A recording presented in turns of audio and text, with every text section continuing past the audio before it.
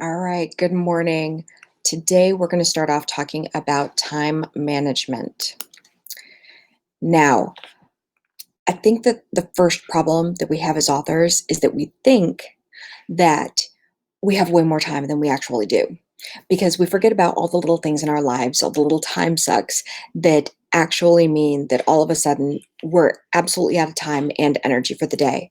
So, this is what we're going to talk about first because I think the most important part of setting ourselves up for success in 2021 is being realistic about how much time we have.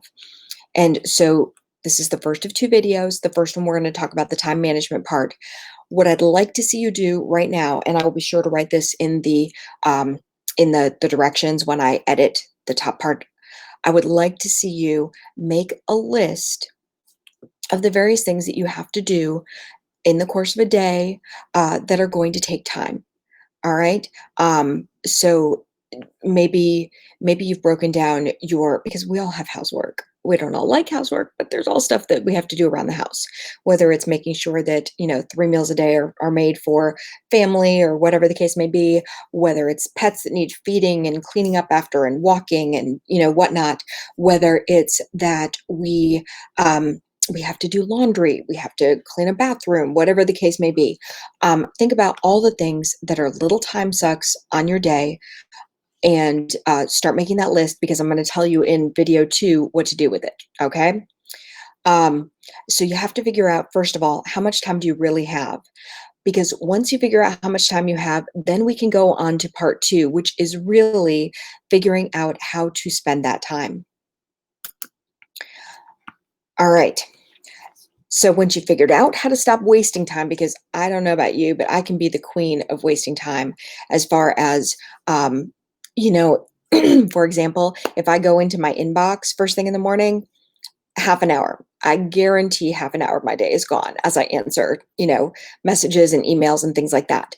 And it's not that that is a waste of time, but it's managing the time means when I should be doing that. Okay. So part of it is figuring out when to best use the time that you have, what to do with it at the various times of day. So we all have 24 hours in a day. There's a time tracker that I have shared with people before to use. And so I'm going to give that to you so that you can track, how do you spend your day? What are you doing with your time? Um, and you can figure out how to better use the time that you have. So if you want to make the most of your time, you have to know when you work best. All right.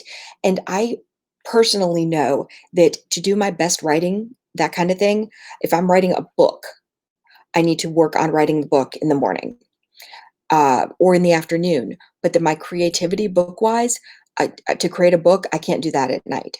So that means that nights I save for things like social media, making videos, doing things like that, or I'm working with other people. So know yourself, know when you work best.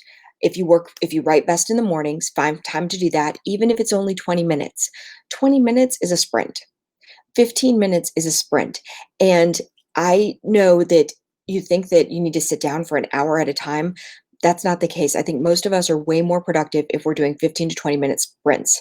I managed to get over 7,000 words over the weekend, 5,000 something of them. It's in the Love Kiss Coachables group. Over 5,000 of them were done in one day simply because I did um, 20-minute sprints between 3 and 6. I would sprint for 20 minutes, take a 10-minute break, sprint for 20 minutes, take a 10-minute break. So I was doing two 20-minute sprints an hour. So that was 40 minutes an hour for 3 hours.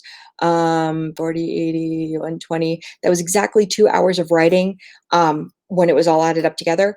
And it's amazing how much you can get done when you just do little short bursts. So don't discount those little short bursts. Um, that brings us to we're going to talk about creating blocks of time in your schedule. So we're going to set aside time to write. We're going to create a dedicated time to market, and we're going to carve out minutes to schedule social media or send a newsletter because these are the three aspects of being an author. All right. You have to write books, You have to market the books you have, and one of the best ways to do that is through your social media and your newsletters. That's the cheapest way, and then you expand into ads and things like that. Don't believe me? Ask Zoe York. She just wrote "Plan Your Romancing Your Plan." Read that, and it in some ways it was life changing. In other ways, it just reassured me that things were on the right path, and it made me feel all the more confident about what we were going to talk about during this planathon. So the first thing we need to do is prioritize and learn to say no. When you are at home, because many of us have been home for a very long time. Some of us still go out and have a job, but if you're at home, it doesn't mean you have to be available. You deserve an uninterrupted hour to get some work done. And that doesn't mean the whole hour is writing. That means you can take an hour and divide it up into sections to get more done. Also, don't be afraid to tell friends that you can't do something if you have a looming deadline. I Learning to say no changed my life, because I was very much a yes person, very much one, it was a people pleaser. And I was making all these other people happy, but on the inside, I was losing my mind. I was, driving myself crazy because I was setting unrealistic expectations for myself and I wasn't able to manage them in the least. And it was, quite frankly, it was terrifying. So, anyway, make sure that you learn to say no, and it's okay to say no. It really is. It's one of the first words you learn as a kid. Don't believe me? Be a parent, okay? Or spend time around small children. They're all about some no. They don't care. They'll say no to anybody. Um, Set boundaries. So I went through a period where I'd be like, okay, I'm going to write now. And I would disappear into the bedroom to get some writing done when the husband was home.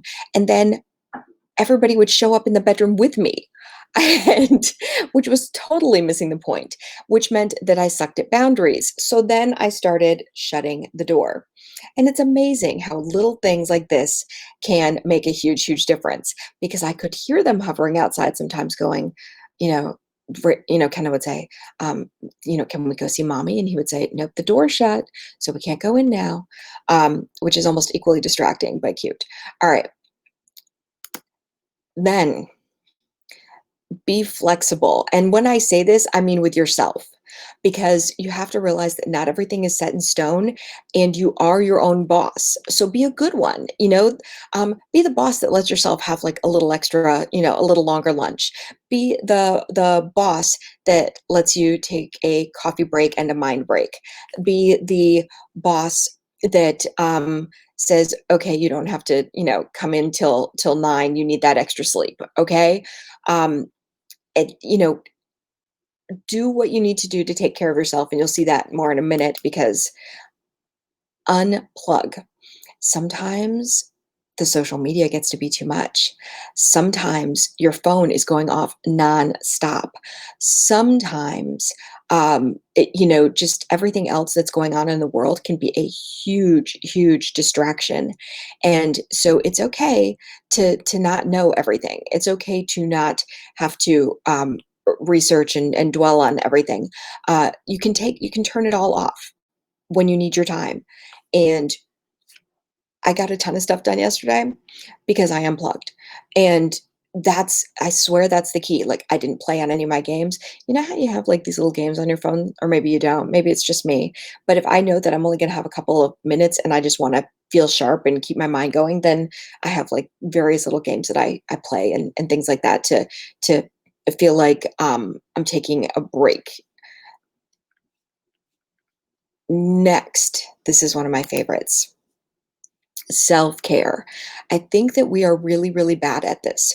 We think that when we're giving up, because we know we have limited time, we know that there's not a lot of time to use. We're aware of this because obviously we're not getting everything done that we want to get done.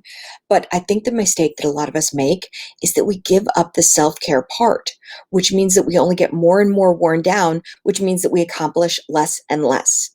So I'm here to tell you that self-care is necessary, and you decide what the self-care is. Self-care can mean, yes, that you're taking a break, that yes, you're taking a power nap, that you're not cooking dinner, you're ordering dinner. It can mean whatever it takes to refresh, if it makes the difference between how much you accomplish and how much you don't. I have a swing in my front yard. Sam knows that I love like thinking and, on a swing. I used to leave the house and I would go to a park and swing on the swings. And sometimes that just was not as self-care as it could be because there's always kids around on these parks. But anyway, what I like doing now, he put a swing in the front yard for me so that I could just take a break, and I look out the window and I see it right there and I'm like, "Ah, you know what? I need a minute. I'll go swing." And I think the neighbors think that I'm crazy, but I'm happier and that's all that matters, right? So figure out what your self-care is. Figure out what you need to do to make yourself feel better, because otherwise you're not going to get as much accomplished as you'd like. Remember, the key is not in spending time, but investing it. And this is by Stephen Covey, who is, of course, the time management guru, and wrote, like the Covey planners, and he has books and all this other stuff. He's amazing. Now, so remember, takeaway from right here, I need you to take a minute, create a list about the things that need to go onto your calendar. The things, because I know that you feel everything that goes on my calendar that gets done. So when people see my calendar, and you're going to see it in the next video, um, you're going to see that, um, I block out for meals. I have to block my calendar for meals. And so I think that if you realize that you have to put time blocks in for every little thing that you spend time on to figure out where you genuinely do have time, that you'll realize, sure, your calendar can look a little intimidating, but it's also going to be a lot more functional for you too. So we'll take a look at the calendar, and that is the next part of our day. If you have any questions, drop them in the comments section, and I will be going into the group and answering those questions in just a few minutes.